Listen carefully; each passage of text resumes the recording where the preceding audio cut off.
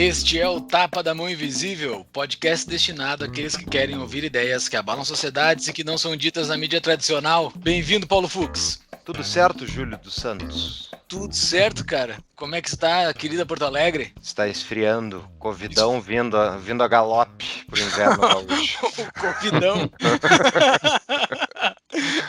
Claro. Hoje ri pra não chorar, né? Segue em quarentena, tá tudo fechado por aí.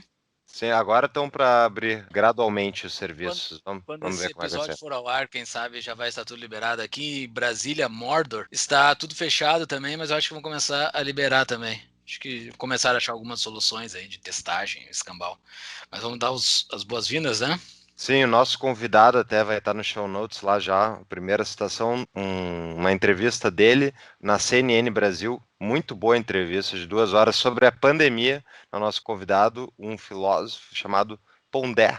E é esse mesmo, Júlio? É esse mesmo. Tá escrito aqui, Luiz Felipe Pondé. Seja muito bem-vindo. Obrigado pelo convite. É um prazer conversar com vocês. Prazer é todo nosso. Antes de apresentar o currículo do nosso convidado, vamos para os nossos avisos. Então, Júlio, temos um episódio aí pra frente, ficou muito bom, eu gostei bastante. O Pondé é um cara muito engraçado, sem falar o conteúdo. E ele fez uma defesa, diga-se de passagem, apaixonada da contribuição dos nossos apoiadores para o Apoia-se. Onde é que fica o Apoia-se do Tapa, Júlio? O nosso Apoia-se, pessoal. Entre no nosso Apoia-se. Plim, plim, plim. Bota aí, Thiago. No site apoia.se/Tapa da Mão Invisível. Lá tem as formas que você pode nos ajudar. Nós temos 7 tipos de recompensas diferentes, desde participar de 2 grupos, ser nosso padrinho para ter o nome citado lá no site, ser nosso patrão para saber dos episódios com antecedência do que vai ocorrer nos nossos episódios e mandar pergunta por voz,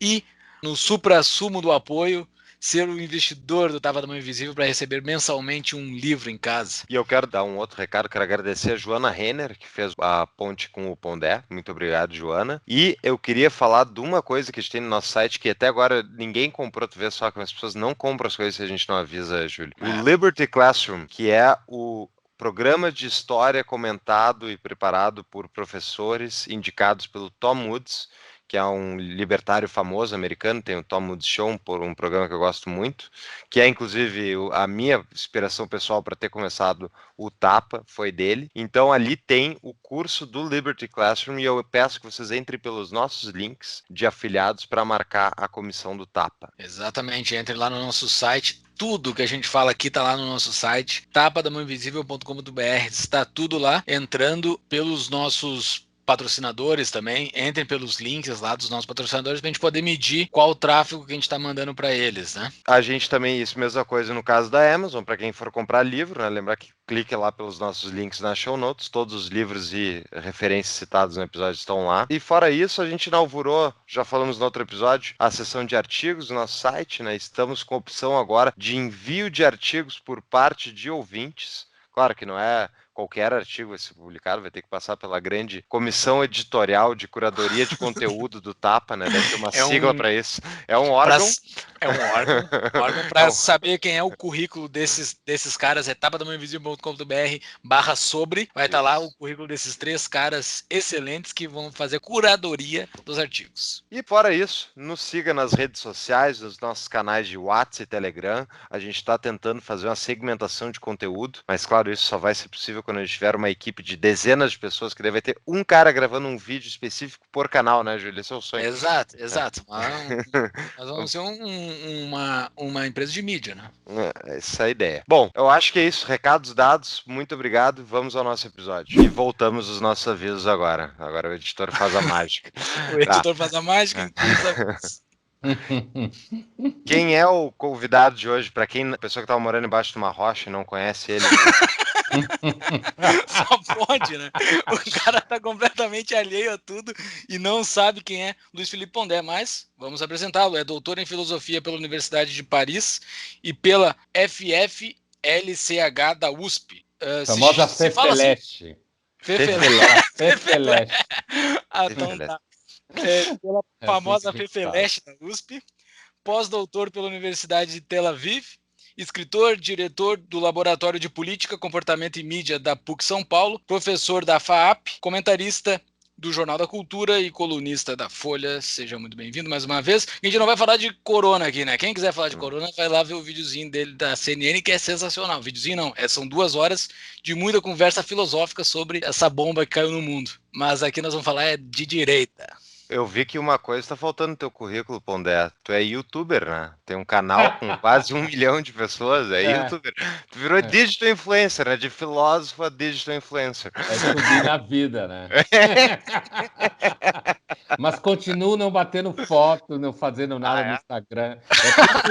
É tudo profissional nas redes sociais. A Doc que cuida. A minha primeira pergunta tem a ver mais ou menos com isso, assim, né? A gente já falou com alguns pensadores aqui no nosso podcast. Fernando Schiller, Adriano Janturco, o Francisco Raso. Sempre quando a gente entra no assunto de direita, sempre chega no mesmo, da nova direita, principalmente, a gente sempre cai naquele mesmo ponto, que a nova direita surgiu, não por causa, mas como ferramenta, utilizou a internet. Sem a internet não teria essa nova direita. Sempre a gente fala, sempre acaba caindo nesse mesmo assunto. Só pra gente já matar esse assunto no início, que é que a gente vai falar provavelmente no decorrer da nossa conversa, tu também estás na internet, Uhum. tu também tem essa leitura? Essa nova direita só surgiu por causa da internet, se não tivesse a internet ela não surgiria? Olha, eu acho que talvez não surgisse tão rapidamente, e o fato dela ter surgido pela internet fez com que ela trouxesse todo tipo de tralha junto, né?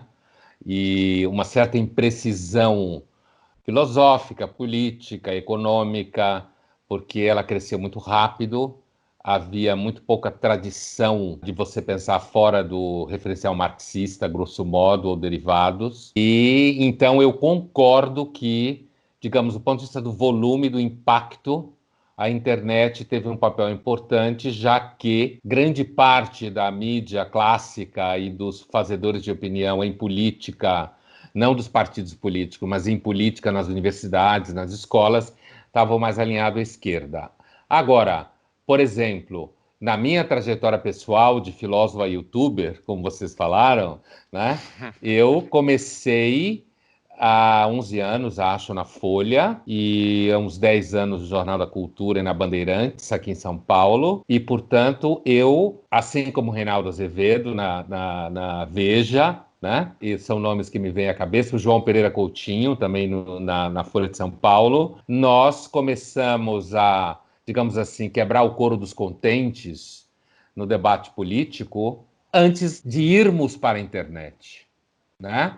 Então, assim, há 10, 11 anos, as redes sociais, elas não eram o que elas são hoje, em termos de impacto. Hoje elas são muito mais impactantes do que eram em 2007, 2008, 2006, 2009. Não que elas não existissem, mas elas não tinham, digamos assim, essa capilarização que hoje tem. E então eu acho que é verdade que um pensamento à direita, liberal, com todo o espectro de distanciamento do eixo da esquerda, cresceu na velocidade que cresceu por conta da internet, mas acabou trazendo, por exemplo, autores e agentes dos quais eu me afasto muito, que está no espectro da direita, eu acho que atrapalha muito mais do que ajuda, mas eu e alguns colegas começamos antes da internet a discutir temas a partir de uma bibliografia não à esquerda, e depois fomos para a internet e para as redes, portanto, a gente começou a constituir o debate sem a internet. Então, eu digo um sim, mas com atenuantes. mas durante esses anos 90, depois dos anos 2000, sempre tiveram autores de direita, né? Direita, ou liberais, conservadores, escrevendo nos principais jornais brasileiros. Mas eles sempre foram minoria. Eu não sei se tu não consideras isso, tipo, era a pessoa, tipo, para tentar dar um contraponto fictício, na verdade. Eu me lembro lendo na Zero Hora, para quem não conhece, Jornal Gaúcho, Eu em sei. maior circulação, né? E ali na Zero Hora eram 3/4 das colunas de opinião eram escritos por esquerdistas, socialistas e de tudo que é tipo. E lá no cantinho tinha uma coluninha de vez em quando, do Olavo de Carvalho, depois tinha do Denis Rosenfeld, foi variando. Mas sempre teve o cara da direita, digamos assim, para eles dizerem, não, nós somos um jornal plural. Tu não concordas com isso Então, ou essa é a exceção? eu conheço pessoalmente o Denis Rosenfeld, escrevi um livro junto com ele, eu, ele e o João Pereira Coutinho, né? 3 ensaios, que foi chamado pela 3 Estrelas da Folha, justamente porque haveria à direita. E foi um livro de muita vendagem, né? Foi um primeiro, assim. E aí eu digo o seguinte: o lançamento desse livro, que reuniu a mim, ao João Pereira Coutinho de Lisboa e o Denis Rosenfeld da URGS, né? Foi um livro que marcou a tentativa de se estabelecer um parâmetro de intelectuais de carreira que vão e dizem claramente, olha, eu não me enquadro na esquerda, eu estou do lado de fora disso daí. Eu acho que é um pouco diferente, por exemplo, a trajetória do Olavo de Carvalho é uma trajetória muito diferente. O Olavo de Carvalho, ele é um fenômeno da internet. E antes disso, de cursos por CDs e coisas assim. Ele não é um personagem que fez o mesmo trajeto que eu, o Denis e o JP fizemos, que somos animais acadêmicos, com títulos acadêmicos, com grupos de pesquisa, ou seja, alguém muito mais difícil do mundo acadêmico desqualificar. Veja que, acho que 2011, 2012, eu publiquei o Guia Politicamente Incorreto da Filosofia, acho que foi em 11, 12, não lembro perfeitamente a data, e nunca apareceu nenhuma crítica filosófica ao livro. Nunca, né?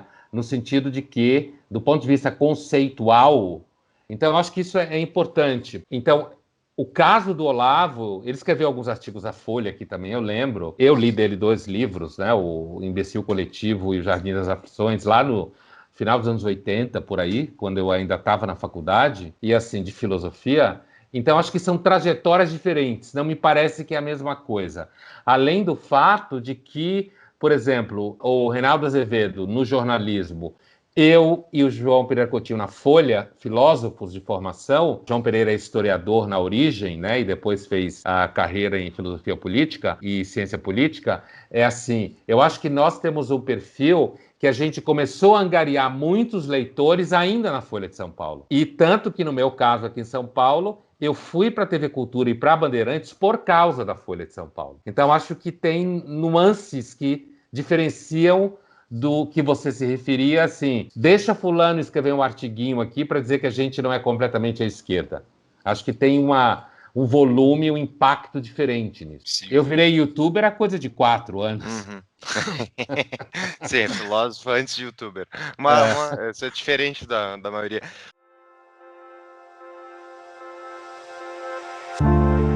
Crise é um momento no qual aqueles que menos têm mais sofrem. Foi pensando nisso que a Mutual lançou a campanha Invista no Pequeno. Nessa modalidade, a empresa oferece empréstimos sociais, com carência e taxa de juros reduzida para aqueles que mais precisam. Entre pelo link do Tapa para nos ajudar a medir o tráfego enviado para os parceiros. Conheça mais em tapadamãoinvisível.com.br/mutual. Pegando o histórico, então vamos ter que fazer um ponto de corte, porque a gente gravou um episódio com o Gustavo Maltaches, falamos muito da esquerda, democracia e tal, a gente focou muito na formação da esquerda brasileira dos últimos anos. E então eu queria fazer essa mesma análise aí contigo em relação à direita, né? E até porque tu já fizeste vários comentários ao longo dos anos a respeito dessa direita nova brasileira, mas quando é que tu acha que houve essa mudança assim, de paradigma? Porque a direita brasileira havia desaparecido, né, entre aspas, após a queda da ditadura. A queda não, enfim, a dissolução da ditadura. Uhum. Olha, eu acho que tem algumas variáveis aí em jogo. Primeiro, como eu já disse várias vezes, a ditadura ela prestou um serviço à esquerda, porque ela galvanizou todas as energias intelectuais de resistência a ela, num ambiente de Guerra Fria, em que a ditadura foi a Guerra Fria no Brasil, né? Porque ela representava, então, a preocupação americana com relação ao avanço soviético ou mesmo chinês, naquele momento. E veja que hoje os Estados Unidos é completamente desinteressado sobre a geopolítica da América Latina. O Chávez fez o que quis, Maduro faz o que quer, e a única preocupação dos Estados Unidos é com os imigrantes latinos. Não há preocupação, não há Guerra Fria, né? Não há porque os Estados Unidos tenha CIA aqui ou trabalhe com os militares daqui para fazer golpe. Portanto, essa discussão de golpe, pedir golpe, é coisa de gente muito ignorante em termos de geopolítica, né? Sem entrar nos outros méritos do problema. Então, acho que tem essa variável que a ditadura ela acabou criando um terreno, em grande parte, de idealização do que seria a esquerda, porque já nos anos 60 já se sabia que os regimes comunistas eram extremamente violentos, extremamente totalitários, extremamente corruptos, certo? Mas acabou que a ditadura aqui, por conta da sua violência aqui, de tudo que a gente conhece sobre regimes totalitários, seja direita ou esquerda, ela acabou criando uma espécie de espaço de cultivo da esquerda como aquela que tem mais repertório intelectual, tem mais intelectuais trabalhando por ela e tem uma certa credencial humanista, né? Enquanto que a direita ficou identificada com os torturadores, com o capitalismo internacional que quer que pobre se foda, que trabalha a favor dos bancos, né? E do grande capital. E então a esquerda ficou identificada como um campo anti-humanista, e isso do ponto de vista da inteligência pública no Brasil, eu lembro o primeiro nome, eu citaria dois nomes que destoaram disso no universo mais impactante da cultura, o Nelson Rodrigues, ainda nos anos 60 e 70, né? Confrontou abertamente o que ele inclusive chamava de esquerda festiva, né? E depois o Paulo Francis, nos anos 80 e anos 90 até 97, quando ele veio falecer, mais recentemente, ele confrontou isso no âmbito do colunismo, na Folha e no Estadão. No meu caso, por exemplo, quem me influenciou muito na minha visão política foi o Paulo Francis. Então, assim, eu sei que muita gente fala que o Olavo de Carvalho é responsável pela formação da direita no Brasil. Do meu ponto de vista, é absolutamente nulo. Zero, né? Porque eu sempre, primeiro, eu nunca fui muito simpático ao tipo de linguagem, ao tipo de abordagem, alguém que desistiu da medicina para ser filósofo, fazer carreira acadêmica. Então, eu sempre fui um homem acadêmico, dentro dos rituais e da liturgia acadêmica. Então, eu diria que, assim, o Fernando Henrique Cardoso criou o Plano Real, isso abre um espaço para uma discussão econômica de equilíbrio fiscal, né, na história do Brasil recente, que é um discurso mais à direita, apesar de que o PSDB era um partido, agora não é mais, com Dória como cabeça, mas assim, era um partido de centro-esquerda, o PSDB quando surgiu, o PT ocupou todo o espectro da centro-esquerda e o PSDB foi paulatinamente sendo empurrado para a centro-direita. Alckmin já é mais centro-direita, mas se você pensar em Covas, por exemplo, ou no próprio Montoro, ou no próprio FHC, eram todos políticos mais de centro-esquerda, né?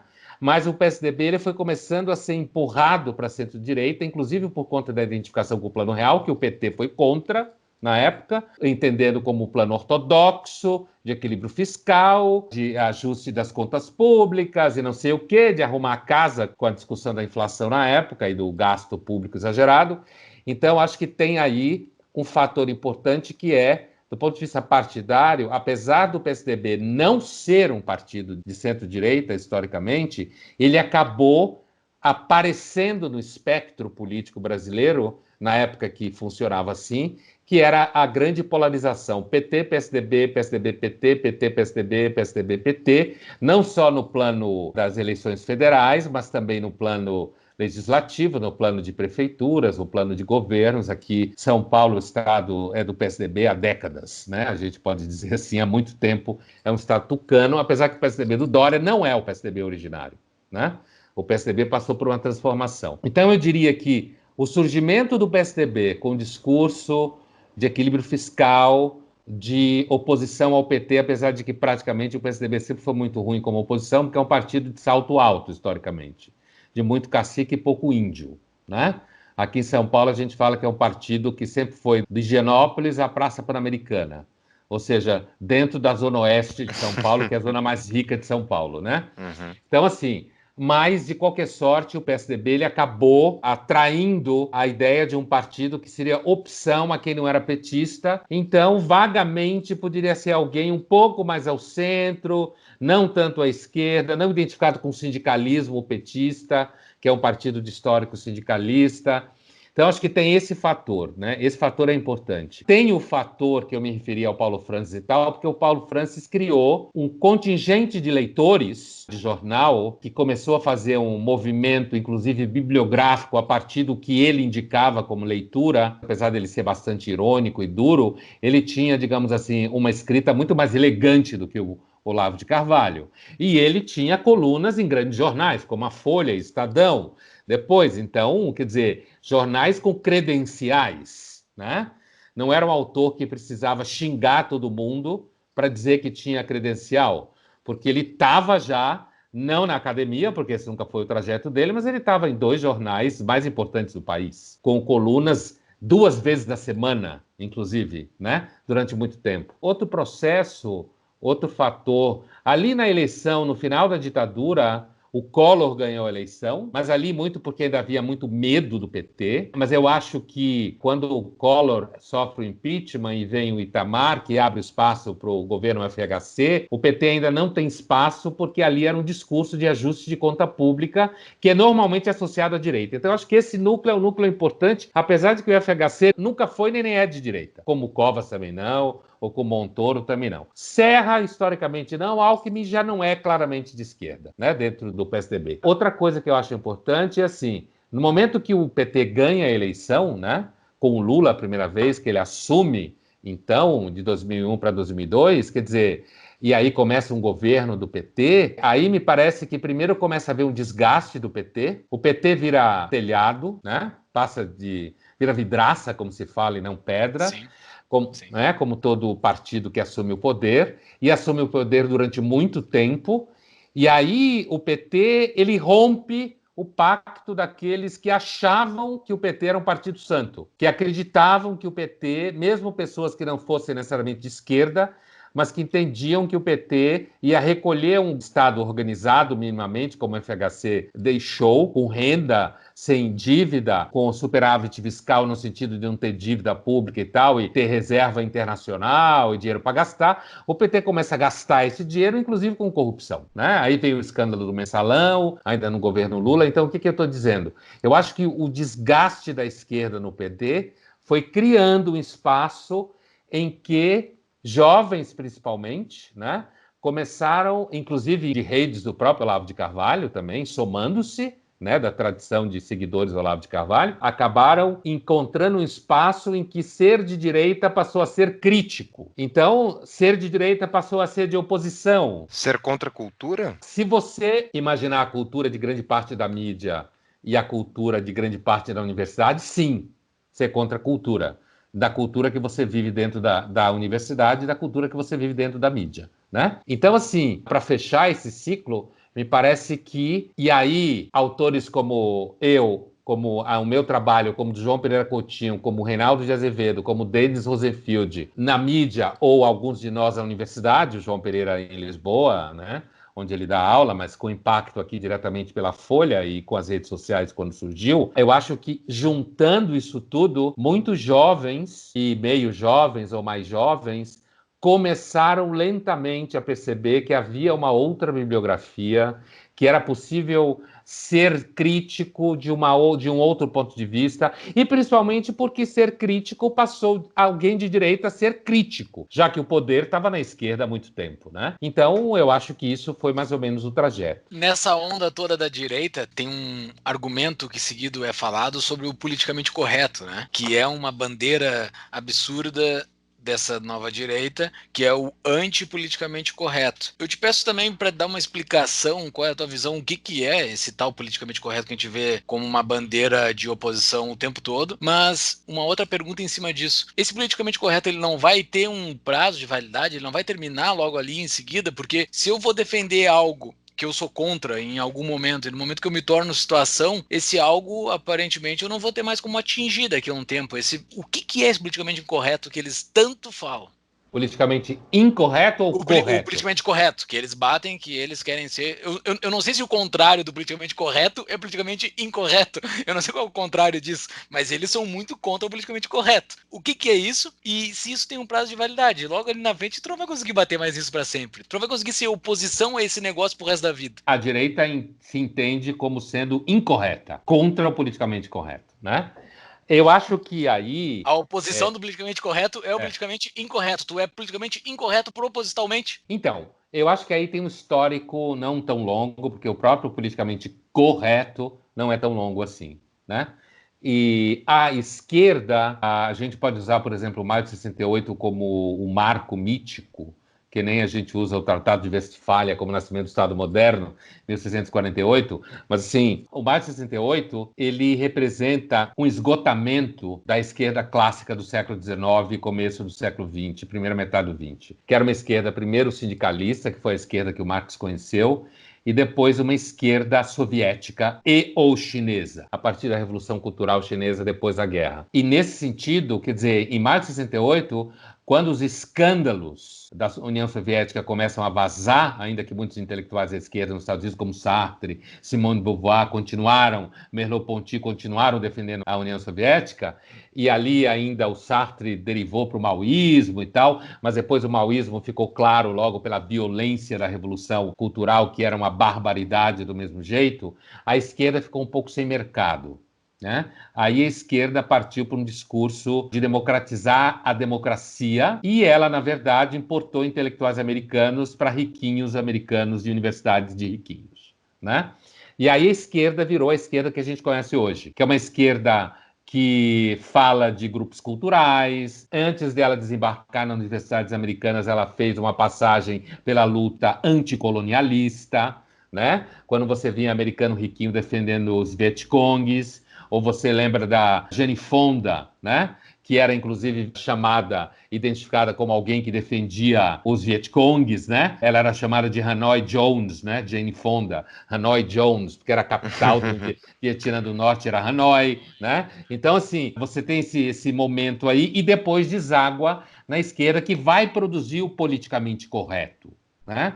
O politicamente correto é filho da nova esquerda americana, que ele tem uma raiz da filosofia pragmática americana, que é a ideia de que você pode mudar o pensamento a partir do constrangimento do uso da linguagem. Né? Então você começa a, de alguma forma, criminalizar ou de fato juridicamente, ou a partir de linchamentos institucionais, e hoje nas redes sociais, inclusive, do uso de termos, frases que são consideradas politicamente incorretas, certo?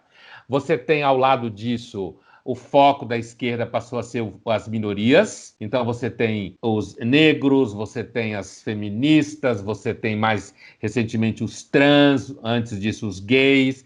Então a trindade que se fala raça, gênero e classe social, né? Da esquerda nova americana. O politicamente correto, então, ele nasce como a tentativa de você situar a linguagem diante de grupos que começam a circular no espaço público, que tem na sua raiz uma certa educação doméstica na base. Por exemplo, você tem uma mulher, chega uma mulher num grupo de homens, de amigos, e ela também é amiga, você não vai contar piada grosseira sobre a mulher. Infelizmente, tem muito cara grosso que faz.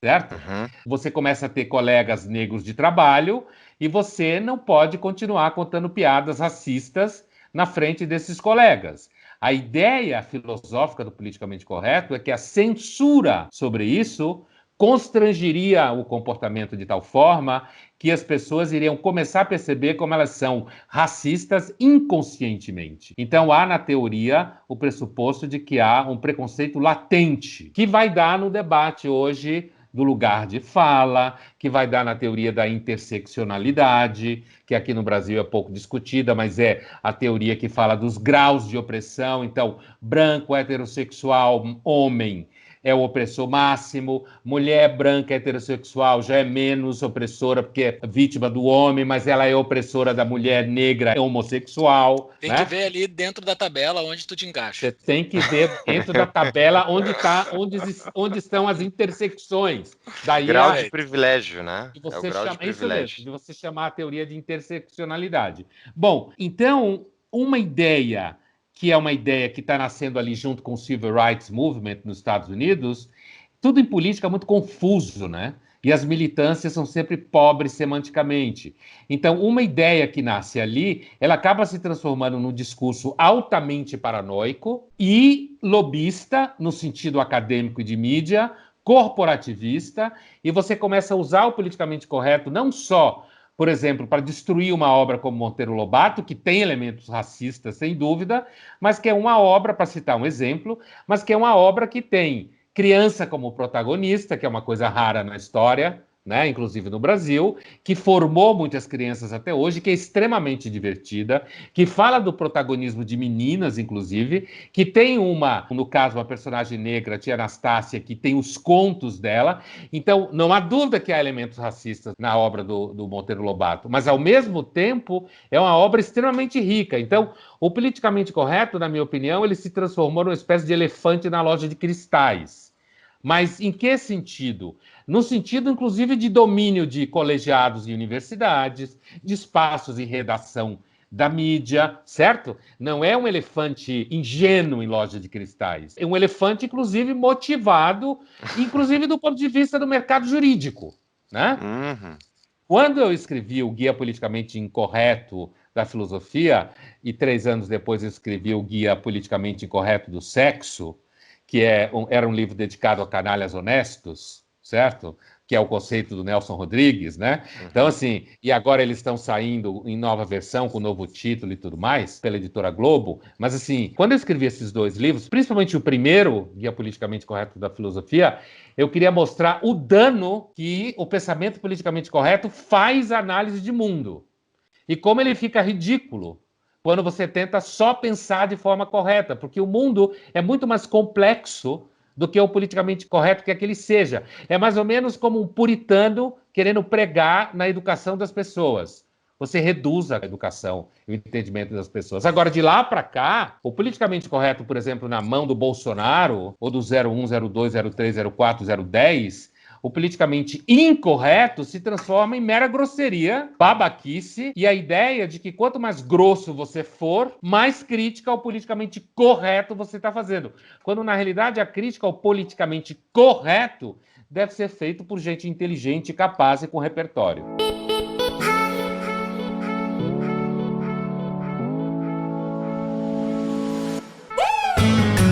Conheça o curso da CapTable para Investimentos 4.0, um curso online inédito para quem busca as melhores rentabilidades do mercado. Alguns dos tópicos do curso: o que são e como funciona o crowdfunding de investimentos e empréstimos P2P, quais os tipos de investimentos e como analisar cada oportunidade antes de investir. Além disso, um módulo focado no mundo das startups e como funcionam os investimentos em negócios disruptivos. Tudo isso e muito mais. Entre pelo link do Tapa para nos ajudar a medir o tráfego enviado para os parceiros. Conheça mais em tapadamãoinvisível.com.br/cap. C de capacidade, A de aula, P de patrocínio. Mas teve algum reflexo fora ajudar a eleger e crescer essa nova direita? O politicamente correto, ele fortaleceu com certeza a direita, mas ele teve algum outro efeito prático no sentido de ele diminuiu, será, o racismo, homofobia, esse tipo de coisa, na tua visão? Eu acho que ainda é cedo para se dizer isso, né?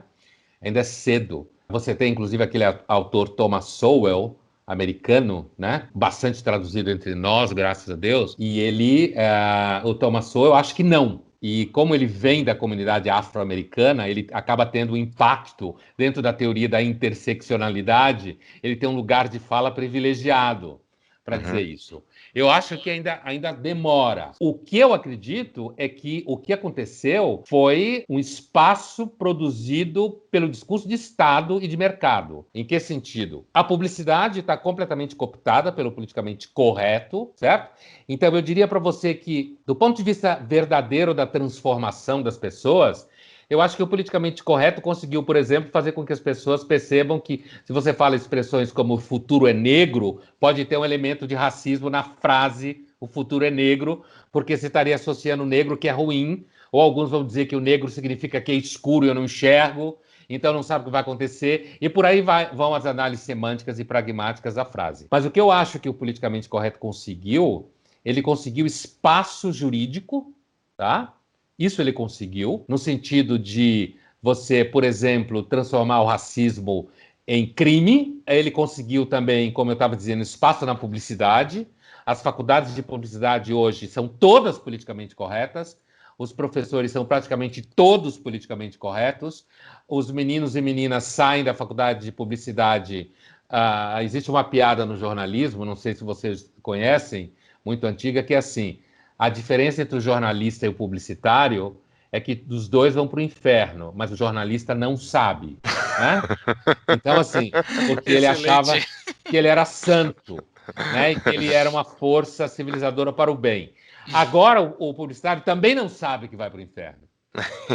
Também está no mesmo lugar do jornalista, porque o publicitário hoje acha que ele tem que formar mentes evoluídas e superiores, e aí isso são impactos do politicamente correto na educação, na formação da mídia e no espaço jurídico. Me parece que há. Isso é uma coisa que eu não consigo entender, assim, qual é o verdadeiro público que tem para esse tipo de propaganda, enfim, de linguagem. Por exemplo, em relação agora à morte do Kim Jong-un, saiu que vai assumir a irmã dele e que, na verdade, ela vai botar, então, o início da luta contra o machismo.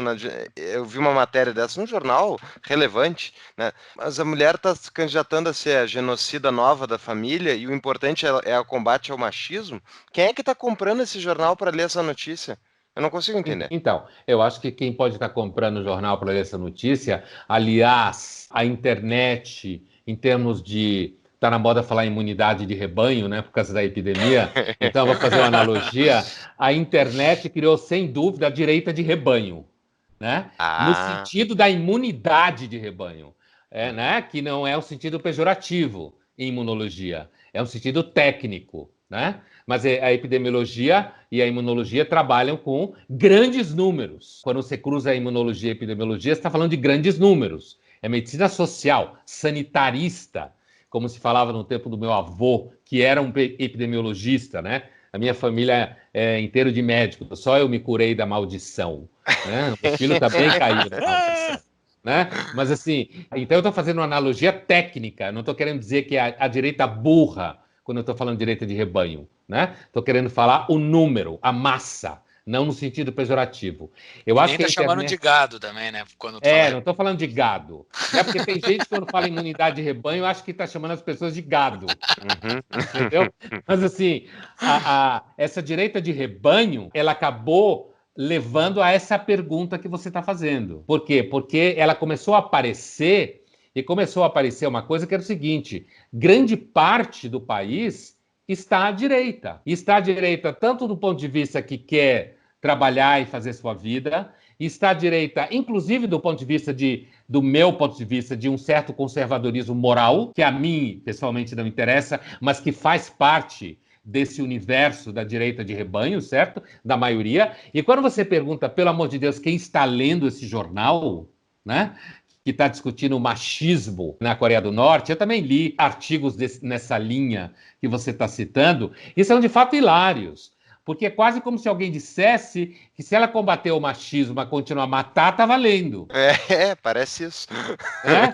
Então, assim, e aí, na verdade, eu diria para você, quem está lendo um artigo desse, ou melhor dizendo, escrevendo um artigo desse também, pessoas que fazem parte de verdadeiras bolhas, mas que são bolhas que estão na universidade, em grande medida, que estão na formação da infantaria do jornalismo, em grande medida, né? E que, portanto, reproduzem conteúdos. E aí faz com que, quando a direita de rebanho aparece, alguém diz: mas onde saiu essa direita de rebanho? Estava lá, só que ela não conseguia se manifestar. Com a internet ela se manifestou. Boa. A gente não falou sobre definições de direita, né? Porque eu acho que seria um episódio só para isso, né? Só para definir o que é direita e Revolução Francesa, e senta a direita do rei, aquelas coisas todas lá. Mas não vamos entrar nisso, pois não temos tempo. Mas tem uma definição, tem uma característica que parece ser comum à direita de tudo que é lugar do mundo. E só é uma dúvida minha para saber se de fato só existe direita com religião envolvida com a direita, com os valores morais religiosos dentro dessa direita, porque aparentemente uma das coisas que surgiram nesses últimos anos aí dentro dessa direita conseguiram captar muito bem esse sentimento religioso, principalmente dos evangélicos, que não estavam cooptados para a política. Então eles pegaram esse sentimento moral, toda essa coisa moral em volta da religião, pegaram esses caras para eles. E mais especificamente do Ocidente, a direita ela é cristã como um todo? Só existe direita cristã? Não. Essa questão é bem complexa, aliás, todas elas são, né? Porque a gente está como que, sei lá, deschavando o conceito de direita e de esquerda. Né? Então, assim, desculpa te botar numa situação assim. Não, mas assim, e você tem meio que de chavar e de secar ao mesmo tempo. Sim. Porque, assim, primeiro, a primeira resposta para a tua pergunta é um grande não. Obviamente, não.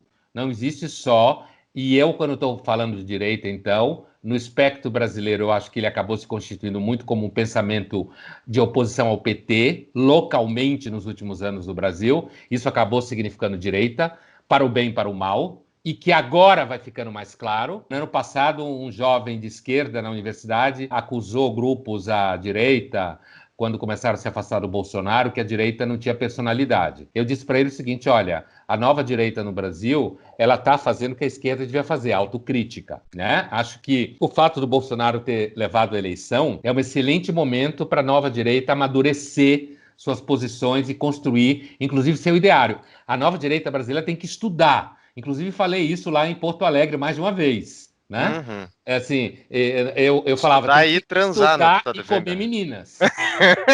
Né? No sentido de ter parceiras meninas. Na realidade, essa história de que os meninos da direita precisam pegar meninas nasceu no Fórum da Liberdade, em Porto Alegre, numa conversa entre eu e Leandro Narlock. Né? A gente estava tomando café da manhã num restaurante, no hotel. Nós dois tínhamos participado eu não lembro que ano foi isso, mas nós dois tínhamos participado do Fórum da Liberdade. Acho que o Tássio Genro ainda era governador do Rio Grande do Sul nessa época, porque ele estava no evento, na PUC, né? E, assim, tinha tido uma festa que eu não tinha ido e o Lanrock tinha querido me convencer aí e eu tinha marcado uma entrevista com uma jornalista no hotel e eu falei, eu não vou para essa festa, porque festa liberal só tem cara economista bêbado. Tem umas 5 meninas que vão embora porque os caras enchem o saco dela. Né? No dia seguinte, no café da manhã, o Narlock, puto da vida, vira para mim e fala assim, porra, Pondé, você tinha razão. Né? A festa, de fato, tinha muito cara falando de taxa Selic, economia. E assim, que assunto agradável. Você quer acabar com a menina, fala com ela de economia. Ciência é triste, de small science. Né? É verdade. E aí a gente começou a conversar e eu falei, essa direita tem que transar, cara, tem que atrair menina. Enquanto não tiver mulher, e aí, na realidade, é um discurso também no sentido de que, assim, um movimento político sem mulher não vai para lugar nenhum. Vai acabar virando um monte de 01, 02, 03, 04, certo? Um monte de gente grossa, burra. E outra coisa que eu quis dizer também, aí eu falei num evento, não nesse momento, anos depois, que eu falei em Porto Alegre, para o Fórum da Liberdade, foi que precisava estudar. A direita precisa estudar. Não só pegar a menina, tem que estudar. Inclusive para pegar a menina, porque tem que falar de cinema, e eu brinquei falando isso. É disso que você deve estar falando. O Caetano chamou isso de direita transante.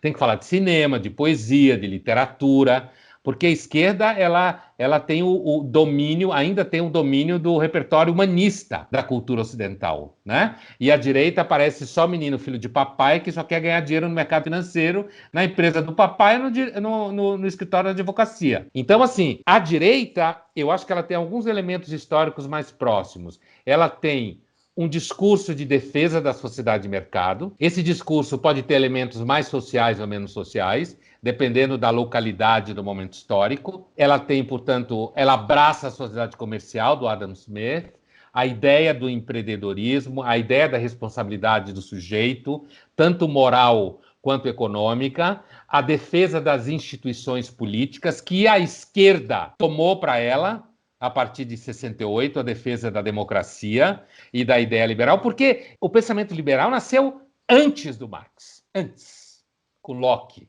né? Antes do Marx. A defesa das liberdades, elas nasceram no debate da guerra religiosa no século XVII na Inglaterra, muito antes do Marx. Então, eu acho que não é só religioso. O problema é que, no processo de recusa da Revolução Francesa, na França, você teve uma importante participação dos grupos reacionários católicos franceses, que deu um perfil à direita na França, principalmente católico. Depois, no Brasil, você tem um movimento evangélico que tem um perfil bastante liberal popular, que é você abre a igreja, fica rico, abre um negocinho junto com o irmão, né? Uma espécie de liberalismo popular do movimento evangélico, que tem um conservadorismo moral de base, e isso acabou se identificando com o processo do Bolsonaro e o antipetismo, como a ideia de que é um partido que queria fazer todo mundo ser gay, o que é uma bobagem. Mas então, por que então a direita, tu explicou já nesse problema, mas eu queria focar nesse problema. Por que essa pecha de que a direita não consegue, não defende o pobre, não defende a evolução da sociedade, que a riqueza não é deixar os ricos mais ricos, é deixar a sociedade mais rica, que é o que a maioria dos liberais, ou enfim, todos os liberais que eu conheço pensam assim, os conservadores eu acredito também. Então, por que é tão difícil de explicar para a média da população de que, na verdade, liberdade econômica, né, é base fundamental para o desenvolvimento social? Porque eu acho que o processo é muito lento. Eu acho que o pensamento liberal, que nasceu como político e moral, né, antes de ser econômico, ele nasceu como pensamento político e moral. Adam Smith era filósofo moral, né? E a maior obra dele é o Tratado de Sentimentos Morais, não é Enriquecimento das Nações. Então, assim, o pensamento liberal, ele exige da pessoa uma razoável dose de resiliência. E aí, às vezes, eu acho que há uma distância histórica em que, de um lado, uma preocupação justa com o sofrimento de grande parte da população pobre acaba virando capital político da esquerda. E como o tempo de resolução do problema no sentido de você aumentar a riqueza, apesar de você ter conseguido isso nos Estados Unidos, apesar de você ter conseguido isso na Europa, mas apesar de que você teve a catástrofe da democracia liberal na Europa sob a bota do nazismo, tá? Esse é um fator super importante. A democracia liberal europeia foi para o saco na bota do nazismo, com exceção da Inglaterra, mas que quebrou. A Inglaterra ganhou 2 guerras para a Alemanha e quebrou. A Alemanha perdeu 2 guerras para a Inglaterra e ficou muito mais rica, né? Então, assim, apesar, você teve na Europa, para deter o avanço soviético depois da Segunda Guerra Mundial, um investimento pesado americano, o famoso Plano Marshall, né? Para barrar o avanço soviético na Europa Ocidental e a contaminação política, moral e econômica. Os Estados Unidos jogou muito dinheiro na Europa Ocidental, só que grande parte, inclusive dos intelectuais europeus, eram contra os Estados Unidos e a favor da União Soviética. E a nossa formação é bastante vinda da Europa, quer dizer, e a Europa acabou colonizando o pensamento americano também, em grande parte, né? Houve ali, o capitalismo, ele teve que criar o estado de bem-estar social. Porque naquele momento da Europa, você não podia falar para aquelas pessoas, tipo, foda-se, trabalhem do chão. Você teve que fazer grandes políticas públicas de investimento em políticas educacionais, de saúde. Se você ler, por exemplo, Thomas Judith, né, grande historiador inglês e tal, que passou os últimos anos nos Estados Unidos lecionando, que tem uma peça fundamental chamada After the War, né, que tem tradução em português, que é The Second War, né, a Europa a partir de 45, fica muito claro que o capitalismo americano teve que jogar muito dinheiro na Europa para ela não cair na mão da União Soviética, para a população não desorganizar. Então eu estou dizendo o seguinte, por que o pensamento liberal ele perdeu o pé histórico? Primeiro porque a posição dele como progressista ficou muito distante na história, ficou longe da memória política, longe da memória contextual. A Guerra Fria confundiu os Estados Unidos era o malvado e para um monte de gente ignorante a União Soviética era a revolucionária, que estava preocupada com a liberdade e tal. É que agora se esqueceu da União Soviética, mas o papel dela foi fundamental nessa história, né? Está distante hoje em dia. Então, assim, por que se associa ao pensamento liberal a gente insensível? Primeiro porque no Brasil a gente tem um histórico de uma elite meio filha da puta mesmo. A gente tem uma elite alienada, né? Uma elite que acha que vai resolver com um carro blindado, um muro muito alto, certo? Você tem uma estrutura social que de fato faz isso.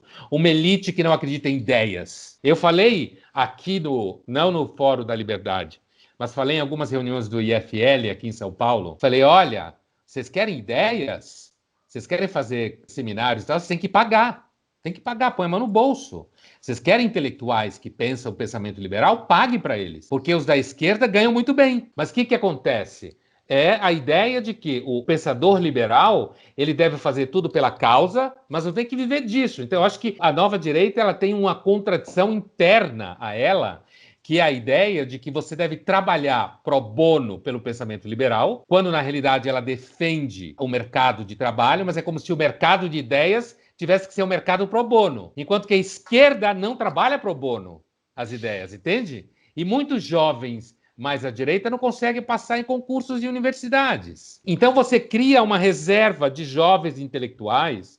Para você ser um pensador jovem que quer estudar pensamento liberal, você não vai poder fazê-lo num jantar à noite, num almoço, no final de semana e trabalhando na Bolsa de Valores, na empresa do teu pai. Você tem que ser alguém que se dedica a estudar. Tá entendendo o que eu estou dizendo? Sim, então, o que aconteceu? Sentido. Você tem um contexto no Brasil, né, que não ajuda, você tem uma distância histórica e você tem um fato concreto. Você vira para uma pessoa que passa fome e dizer para ela que ela tem que ser uma empreendedora, ela manda você tomar naquele lugar, porque ela está passando fome. Ela quer que alguém pague para ela a feira, os R$ 600 agora, que o governo está dando. Né? Então, eu acho que o imbróglio é bastante complexo. Eu acho que para constituir uma direita no Brasil que seja consistente intelectualmente e que aprenda, por exemplo, que o mercado de pensadores liberais não tem que ser pro bono, certo? Como eu falava aqui no FL, eu falei também em Porto Alegre isso várias vezes, né? Então, assim, eu acho que com a internet ajuda, vai andar mais rápido. Só antes da tua pergunta, Júlio, só um parênteses. Nunca ouvi uma propaganda tão boa do nosso Apoia-se quanto essa que o Pondé fez agora. Quem quer entrar no nosso Apoia-se lá, pessoal, existe um motivo muito claro. Além de manter as nossas luzes acesas, escutem o Pondé. Escutem o Pondé e entrem no nosso Apoia-se. Dá uma grana. Dá uma grana, pessoal. Mas eu tenho uma palavrinha que tu falaste várias vezes nas tuas últimas respostas, provavelmente falou nas primeiras também, mas agora nas últimas falaste bastante, que é a palavra liberdade, né? Porque a gente falou de liberal e liberdade. Mas a defesa da liberdade em si, ela é algo da direita? Ela é algo anti-esquerda? Porque, assim, tem o PSOL que tem liberdade no nome, né? Que, para mim, não faz muito sentido. Então, assim, acaba sendo algo especificamente da direita a defesa da liberdade? E o PSOL é um deturpador da palavra? Não, eu acho que, olha, o filósofo Michael Oakeshott, que viveu no século XX, né? Está começando a ser traduzido no Brasil. Ele discutiu na obra dele uma ideia muito boa, que é o seguinte: esses são conceitos que filósofos usam. Quando passa para o uso largo, semanticamente eles ficam imprecisos, e principalmente nas militâncias. Então a confusão não é confusão, é um dado científico, é uma confusão com base científica e semântica. O termo não é preciso. Para uma pessoa dizer para você, eu sei exatamente o que é liberdade, ou ela leu pouco, certo? Ou ela está te enrolando. O conceito é uma história. Por exemplo, o entendimento do que é liberdade nos antigos é a mesma coisa que se entende liberdade nos modernos. Certo?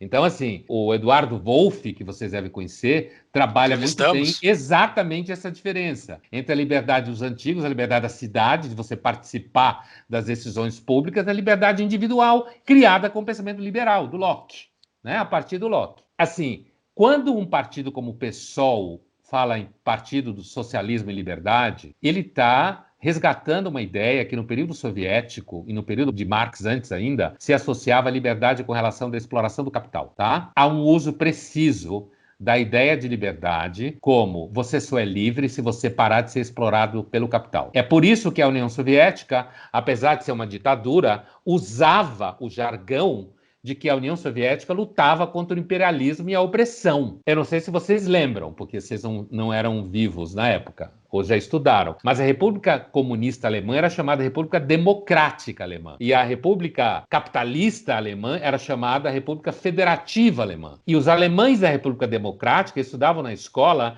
que a República Federativa Alemã era a verdadeira fascista, porque os soviéticos libertaram a parte que virou a República Democrática e a República Federativa ficou na mão dos fascistas capitalistas, que os soviéticos venderam a ideia que o Hitler era parte do pacote. Os russos estudam a Segunda Guerra Mundial como a Grande Guerra Patriótica. Eles não falam, não chamam de Segunda Guerra Mundial, é a Grande Guerra Patriótica até hoje, e eles dizem que quem ganhou a guerra foi o Exército Vermelho, foi a Rússia que derrotou os alemães. Os aliados pegaram a rebarbinha só quando desembarcaram na Normandia. É claro que reduz o ataque à Itália, eles reduzem, é retórica, né? Mas não há dúvida que o Exército Vermelho teve um papel muito importante. Então, eu estou dizendo para você, não. O uso da palavra liberdade, a liberdade não é um valor unívoco. Academicamente, ele é largamente debatido, deschavado e dissecado. Alguns falam em liberdade negativa, que é a falta de constrangimentos institucionais para você se mover, que liberdade positiva é a construção de instrumentos institucionais para aumentar a liberdade dos indivíduos, essa é a definição famosa do A.G. Berlin, clássica, né? Então, assim, a liberdade depende do que você define como liberdade. A liberdade liberal é, antes de tudo, na sua origem, a ideia de que o soberano não pode se meter na esfera privada da vida, que naquele momento era a esfera religiosa. Naquele momento era a esfera religiosa, tá? Bom, estamos chegando no final do nosso episódio, então uma perguntinha final antes da tua dica de livro, professor. Qual é o futuro dessa direita nova que surgiu? Olha, eu acho que o futuro imediato é ela conseguir se organizar em relação ao bolsonarismo, tanto institucionalmente, se afastar do bolsonarismo e articular opções políticas partidárias, nunca ideais, porque quem quer falar de ideal vai abrir uma igreja, não vai discutir política. Não há ideal na política, né? Apesar de que a esquerda trabalhou muito com isso. Tem trabalhado menos, mas ela, claro, a herança marxista era idealista, né? No sentido técnico, filosófico, inclusive. Mas, assim, eu acho que no primeiro momento agora, ela conseguir se organizar para isolar o bolsonarismo. O Fux te fez a pergunta sobre o futuro da direita, você está falando que é para se isolar do bolsonarismo, então o bolsonarismo não tem futuro? Não estar contido? Então, o bolsonarismo é do espectro da direita, né? Pelo seu caráter racionário, historicamente está associado ao que a gente tem como direita no Brasil, tá? Historicamente está associado, não só no Brasil, mas por conta da herança francesa de ser contra a Revolução Francesa. É daí que vem a associação entre direita e reacionarismo, por causa da defesa do ancien régime, como eles falam na França. O termo conservateur começou a circular na França para descrever quem combatia primeiro os jacobinos, depois o Napoleão, certo? Então, a origem está nesse lugar, né? Mas história é uma coisa que, às vezes, mais confunde do que ajuda a identificar, né? Porque ela torna mais complexo. Então, quando eu falei isolar o bolsonarismo, é porque eu estou falando da direita que eu acho importante ter no Brasil. Foi dessa forma que eu interpretei. A direita liberal, certo? Em todos os sentidos, responsável, tá? Que não é uma direita grosseira. Eu costumo dizer que é uma direita que consegue comer com garfo e faca, certo? Né? É uma direita que sabe ler, sabe escrever, usa guardanapo para limpar a boca, usa guardanapo, entende que as mulheres são iguais aos homens, ainda que isso não signifique que não exista tesão pelas mulheres como sempre existiu. Eu não estou falando de homens emasculados, como algumas feministas querem que sejam, mas as mulheres não gostam de homens que não são homens, certo? As mulheres heterossexuais, que é a maioria, mas sim uma direita que defenda o mercado, mas que tenha sensibilidade social, que não seja ignorante, que não governe da sua varanda do churrasco, certo? Então, eu acho que o primeiro momento da direita no Brasil hoje é, primeiro, cada vez mais se identificar com o conceito de liberal. O nome direita é o nome que atrapalha os negócios, certo? Não adianta, é muito difícil você conseguir reverter esse processo semântico de uso. Então, eu acho que o termo liberal, eu falei isso já em várias reuniões de Fórum da Liberdade, IFL, que o nome direita atrapalha os negócios. As pessoas ficam com medo. É mais ou menos como dizer que alguém tem coronavírus hoje. Você fica com medo de falar com ela, medo de chegar perto, acha que ela vai te matar, ou uma dessas bobagens, né? Então, nesse sentido que eu falei isolar o bolsonarismo. Agora, se eu acho que o bolsonarismo tem futuro, do ponto de vista da minha expectativa, não. Mas do ponto de vista do risco, ainda pode ter. Nesse momento, é um governo que, se o Guedes, que ainda representa o último bastião daqueles que têm pensamento liberal no governo do Bolsonaro, que nunca foi liberal, sempre foi estatista, sempre foi um político medíocre, que navegou na onda de combater o petismo. né? Ele nunca entendeu isso. Sim. Ele achou que o Brasil era a varanda da Barra da Tijuca. Ele nunca entendeu, né? Por isso que ele está nessa situação. Mas eu acho que a direita tem chance. Primeiro que a esquerda está completamente desorganizada, porque o Lula transformou a esquerda brasileira no seu quintal, no seu sítio. E ela não consegue se articular. E a direita pode, de repente, ter candidatos de centro-direita que sabem comer com garfo e faca, que falam inglês, que sabem que mulheres não podem ser tratadas como seres inferiores, que são educados, e esses podem vir a aparecer como opções de uma eleição para... O grande teste é agora municipal e depois a estadual e federal em 22. Acho que tem futuro. Muito bem. Bom, vai ter pelo menos escolhas. Se tem futuro, tem escolhas. Sobre dica de livro, professor, o que tem de dicas para nós? Dicas ou Olha, dica? então, aproveitando o que eu falei, que eu citei, que é um autor mais ou menos desconhecido no Brasil, o Michael Oakeshott. Um livro dele muito interessante é Políticas do Ceticismo e Políticas da Fé. Esse está traduzido em português. Políticas do Ceticismo e Políticas da Fé, do Michael Oakeshott. Também do Michael Oakeshott, a Política e Racionalismo e Outros Ensaios, que eu creio que está em processo de tradução, Racionalismo na Política e Outros Ensaios. Esse é o título em inglês, não sei na tradução como está. Racionalismo na Política e Outros Ensaios. Né? São duas indicações que eu acho que são bem interessantes. Junto com esses vão ter os livros do próprio Pondé na nossa show notes lá, então entre nos links para ver os vários livros do nosso convidado. Então era isso, professor, muito obrigado por esse teu tempo, muito obrigado por esse papo, foi bastante elucidativo. Quando começou toda essa função de coronavírus, uma das primeiras pessoas que me veio a mente fostes tu, porque eu me lembro de uma entrevista tua que eu passei o dia hoje procurando e eu não localizei para quem que foi que tu falaste, mas era o seguinte, ou era algum texto, não sei, que tu dizia que esse humano que surgiu há 200 anos, 100 e poucos anos, pós-revolução industrial, tá sempre com o Homem das Cavernas espiando pela fechadura. Eu botei no Google isso, o Homem das Cavernas, fechadura, Pondé, não achei lugar nenhum, então deve estar num vídeo isso, por isso que o Google não conseguiu identificar. Eu já escrevi muitas colunas da Folha falando disso. Eu já escrevi isso em livros. Eu escrevi isso no livro Filosofia para Corajosos. Ah, é o livro que eu tenho aqui atrás. Então foi ali no livro que eu li. Não, tá. Eu já falei em vídeos. Essa imagem que é pré-história está olhando pela fresta. Né? Pela fresta. Eu botei fechadura, por isso eu não achei.